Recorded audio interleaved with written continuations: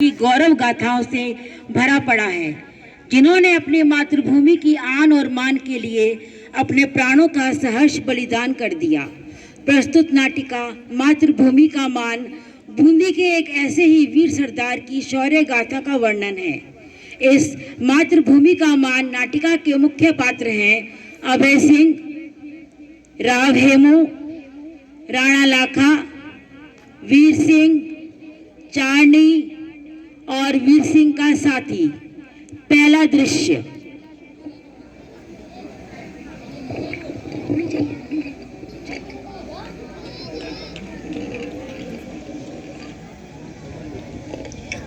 महाराव, सिसोदिया वंश हाड़ाओं को आदर और स्नेह की दृष्टि से देखता है। तो फिर आप बूंदी को मेवाड़ की अधीनता स्वीकार करने की आज्ञा लेकर क्यों आए हैं? महाराव, हम राजपूतों की छिन्न भिन्न असंगठित शक्ति विदेशियों का सामना कैसे कर सकती है? आज आवश्यकता इस बात की है कि हम अपनी शक्ति एक केंद्र के अधीन रखें। और वह केंद्र है चित्तौड़। इसमें भी कोई संदेह है महाराव?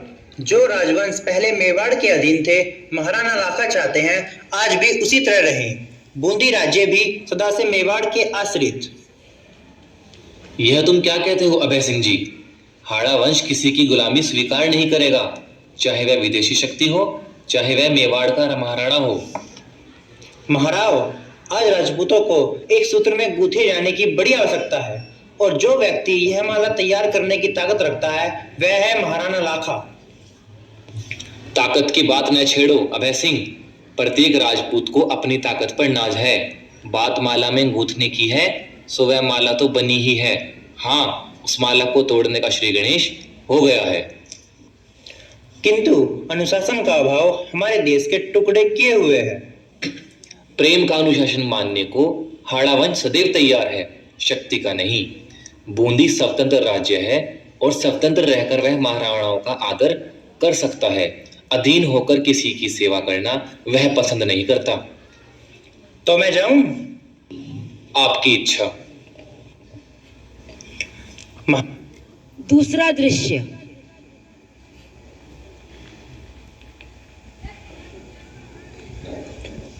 मेवाड़ के गौरवपूर्ण इतिहास में कलंक का टीका लग गया है। मुट्ठी भर हाड़ाओं के हाथों पराजित होकर मेवाड़ के आत्मगौरव को कितनी ठेस पहुंची है, यह मेरा हृदय ही जानता है। महाराणा जी, दरबार के सभासद आपके दर्शन पाने को उत्सुक हैं। सेनापति जी, आज मैं दरबार नहीं जाऊंगा। जब से हमें नीमरा के मैदान में बूंदी के राम हेमू से पराजित होकर भागना पड़ा, मेरी आत्मा मुझे धिक्कार रही है। किंतु जरा सी बात के लिए आप इतना शोक क्यों करते हैं महाराणा? रात के समय आकस्मिक धावे से घबराकर हमारे सैनिक भाग खड़े हुए। आप तो प्राणों पर खेलकर राव हेमू से लोहा लेना चाहते थे। हमें लोग आपको वहां से खींच लाए। इसमें आपका क्या अपराध है? नहीं अभय सिंह जी, मैं अपने मस्तक से इस कलंकटी को धो डालना चाहता हूँ। मेवाड़ के सैनिक आपकी आज्ञा पर अपने प्राणों की बलि देने को प्रस्तुत हैं।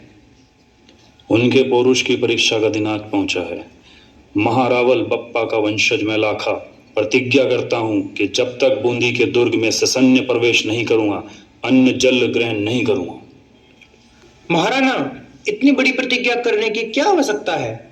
इसमें संदेह नहीं कि अंतिम विजय हमारी होगी, किंतु यह निश्चय पूर्वक नहीं कहा जा सकता कि इसमें कितने दिन लग जाएंगे। इसलिए आप ऐसे भीषण प्रतिज्ञा न करें। आप यह क्या कहते हैं सेनापति? क्या कभी आपने सुना है कि सूर्य वंश में पैदा होने वाले पुरुष ने अपनी प्रतिज्ञा वापस ली हो? चारणी, तुम अपने गाने में क्या कह रही थी कि पूरे राजस्थान को एकता की श्रृंखला में बांधकर देश की स्वाधीनता की रक्षा की जाए? पर मैं तो इस श्रृंखला को तोड़ने जा रहा हूँ। यह आप क्या कहते हैं महाराणा? मैं आपसे निवेदन करने आई हूँ कि यद्यपि समय के इस पेड़ से आज हाड़ा शक्ति और साधनों में मेवाड़ से छोटे हैं, फिर भी वे वीर है। विपत्ति के दिनों में वे मेवाड़ को सहायता देते रहे हैं। यदि उनसे कोई दृष्टता बन पड़ी हो तो महाराणा उसे भूल जाए और राजपूत शक्तियों में स्नेह का संबंध बना रहने दे। चारणी, तुम बहुत देर से आई। चारनी, महाराणा ने प्रतिज्ञा की है कि जब तक मैं बूंदी के गढ़ को जीत न लेंगे अन्य जल ग्रहण नहीं करेंगे। दुर्भाग्य। एक उपाय है, यहीं पर बूंदी का एक नकली दुर्ग बनवाया जाए। महाराणा उसका विध्वंस करके अपनी प्रतिज्ञा पूरी कर लें। अच्छा सुझाव है। ठीक है, अभी तो मैं नकली दुर्ग का विध्वंस करके अपने व्रत का पालन करूंगा, किंतु हाड़ाओं को उनकी उद्दंडता का दंड दिए बिना मेरे मन को संतोष न होगा। सेनापति, नकली दुर्ग बनवाने का प्रबंध करें। तीसरा दृश्य।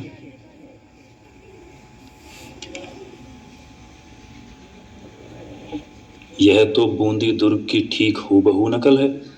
इस दुर्ग को मिट्टी में मिला देने से मेरी आत्मा को संतोष तो नहीं होगा, लेकिन अपमान की वेदना में जो विवेकहीन प्रतिज्ञा मैंने कर डाली थी उससे तो छुटकारा मिल जाएगा। निश्चय ही महाराज, अब हम लोग आज के रण की तैयारी करें। किंतु यह रण होगा किससे? इस दुर्ग में कोई तो हमारा पथ प्रतिरोध करने वाला होना चाहिए। दुर्ग के भीतर अपने ही कुछ सैनिक रख दिए जाएंगे जो बंदूकों से हम पर झूठे वार करेंगे। कुछ ही समय में दुर्ग मिट्टी में मिला दिया जाएगा। महाराज, अब चलिए। महाराव, सिसोदिया वंश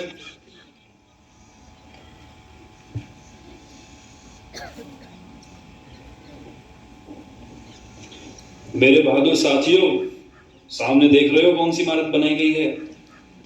हाँ सरदार, यह हमारी जन्मभूमि बूंदी का दुर्ग है। और तुम जानते हो कि महाराणा इस गढ़ को जीतकर अपनी प्रतिज्ञा पूरी करना चाहते हैं। क्या हम लोग अपनी जन्मभूमि का अपमान होने देंगे? यह हमारे वंश के मान का मंदिर है, क्या इसे मिट्टी में मिलने देंगे? किंतु यह तो नकली बूंदी है सरदार। धिक्कार है तुम्हें। नकली बूंदी भी प्राणों से अधिक प्रिय है।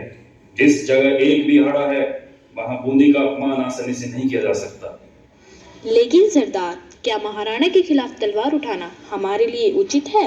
हमारा शरीर महाराणा के नमक से बना है।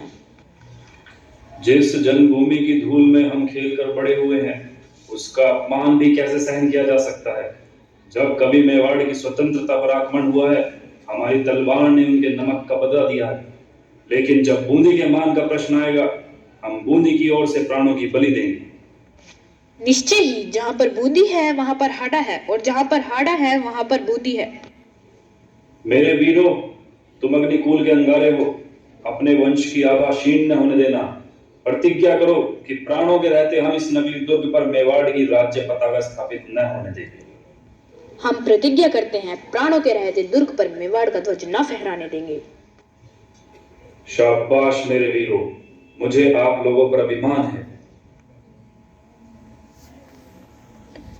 चौथा दृश्य।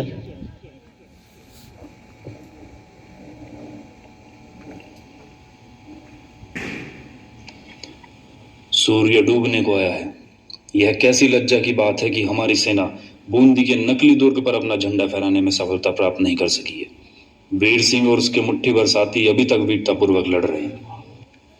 हाँ महाराज, हम तो समझते थे कि नकली मुकाबला शीघ्र ही समाप्त हो जाएगा, पर यहाँ तो हाड़ाओं के अचूक निशानों का सामना करना पड़ा। यद्यपि ये लोग गिनती में थोड़े हैं, पर हमारी सेना उनके आकस्मिक प्रहारों से भौचक्की रह गई। यह भी अच्छा ही हुआ। यदि हमें बिना कुछ पराक्रम दिखाई दुर्ग पर अपना झंडा फहराने का अवसर मिल जाता तो मुझे जरा भी संतोष न होता। वीर सिंह की वीरता देखकर बड़ी प्रसन्नता हो रही है। मैं चाहता था कि ऐसे वीर के प्राणों की किसी प्रकार रक्षा हो सकती। मैंने भी जब दुर्ग से अग्नि वर्षा होती देखी तो मुझे आश्चर्य हुआ। कुछ क्षणों के लिए युद्ध रुकवाकर मैं स्वयं दुर्ग में गया और वीर सिंह के साहस की प्रशंसा की। साथ ही उससे अनुरोध किया कि वह व्यर्थ में अपने प्राण न खोए और उसके विरुद्ध हथियार न उठाए। परंतु उसने उत्तर दिया कि महाराणा ने हाड़ाओं को चुनौती दी है, हम उस चुनौती का उत्तर देने को मजबूर हैं। मेवाड़ में जब तक एक भी हाड़ा है, नकली बूंदी पर भी बूंदी की ही पताका फहराएगी। निश्चय ही जन्मभूमि के प्रति वीरों का यह आदर भाव सराहनीय है।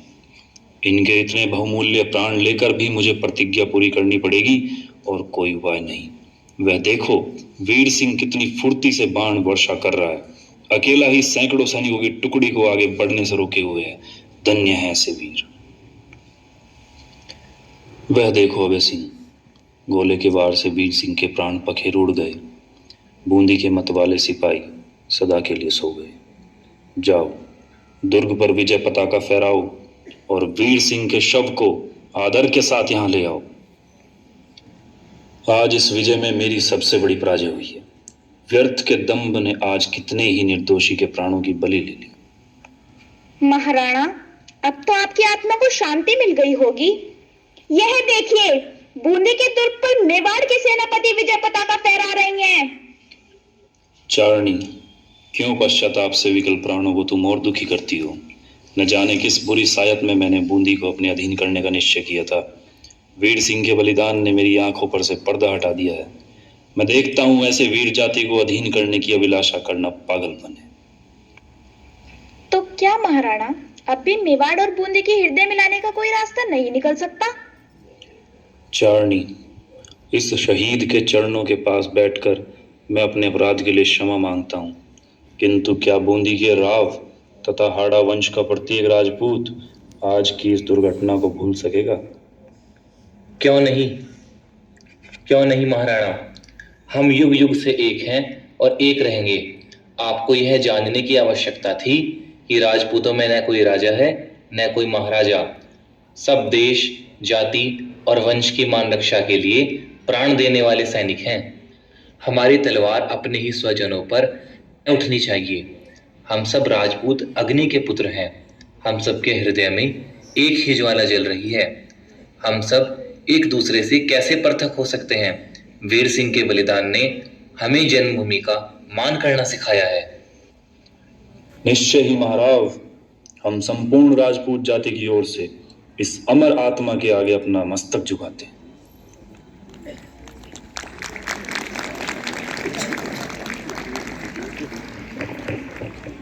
Incredible performance.